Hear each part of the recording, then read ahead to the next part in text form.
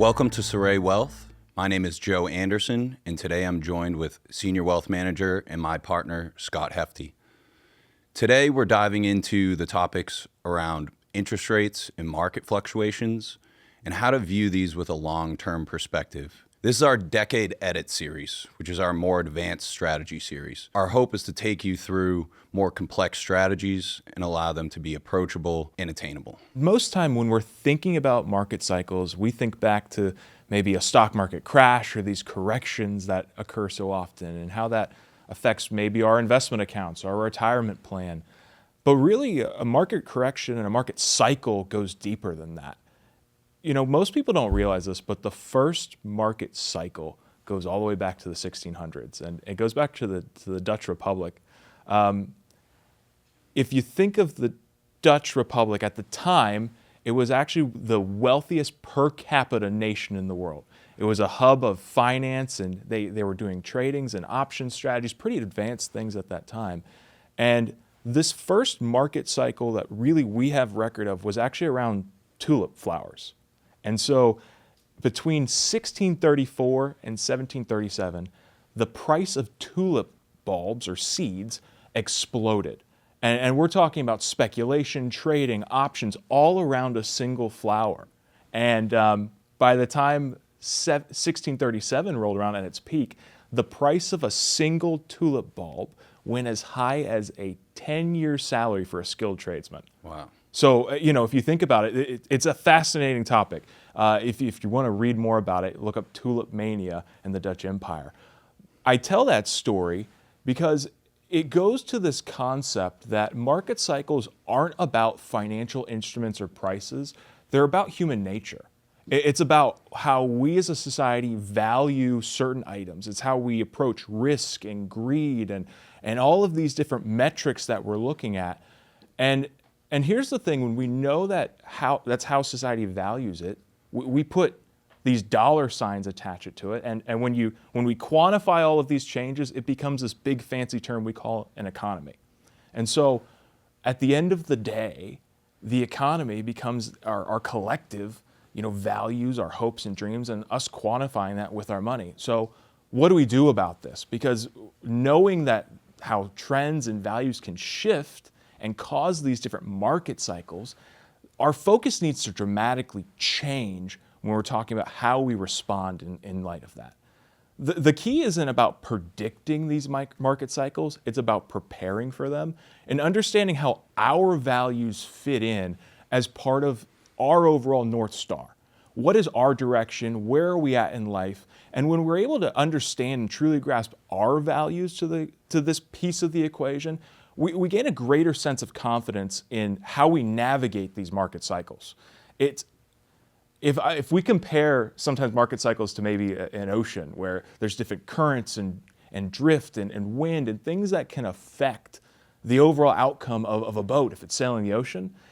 But when we have a North Star and a direction we're going to, that gives us a confidence and a clarity about how do we adjust these different market cycles. Wow. Super interesting, Scott. I actually didn't know that, so thank you for sharing. Now, what's another topic that you feel is important for the listeners to know about market fluctuations and interest rates? When we're looking at market cycles, another factor that we need to play into this is interest rates and understanding how these interest rates come about. And a lot of times people don't actually understand this. Interest rates at their core are controlled by the Federal Reserve Board and set on a national level. And, the Federal Reserve, when they're making these interest rate decisions, has two mandates or two priorities that they're given by Congress when they make these decisions. Their first job is to make sure we maintain maximum employment. So they want to create a financial policy structure that's good for overall jobs and labor force, but also to keep prices stable. And based off of those two factors is whether they determine they need to raise or lower interest rates. And so as part of that, interest rates can change and they go up and down, and the downstream effects have a pretty significant part or play into the overall economy.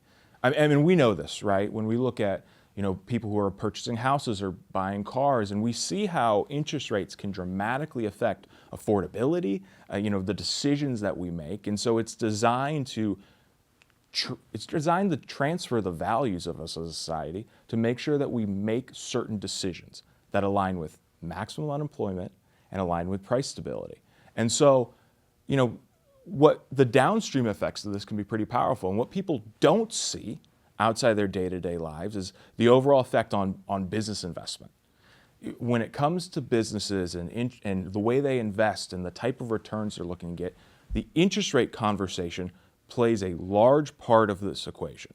And when we think of interest rates, peaking over in the 1970s, have been in a dramatic decline for a long period of time. And now we're in a phase where things have transitioned somewhat. And so this presents an opportunity, though, for a lot of savers and investors out there. We're seeing an environment where when these interest rates change, sometimes incentives for how we get a return can really dramatically shift. And so when we understand how these interest rates adjust and change, and we look at our overall portfolios, they can change annuity rates, they can change CDs, different bond calculations. And so the overall interest rate piece of this becomes an absolutely critical part in how we navigate our portfolio. Well said, Scott. So what should we do about this then? Yeah, sound financial planning is not about prediction. We know market cycles exist, we know interest rates will change, and trying to guess the long-term outcome of this is a losing game. But good financial planning lies in preparation. How do we put the pieces in place that when these changes come along, we're able to navigate those and respond with a clarity to this? That's how the most successful, couples and families manage their wealth over the long term. It's about having that strategic mindset and that outside kind of perspective to really understand where we make the adjustments to these changes and not react. A single market cycle or an interest rate is not going to change your overall financial outcome, but our reaction or response can. So making sure that we have that guidance to the overall piece is where we fit in. Thank you for joining us. We're honored to walk alongside you as you think in decades.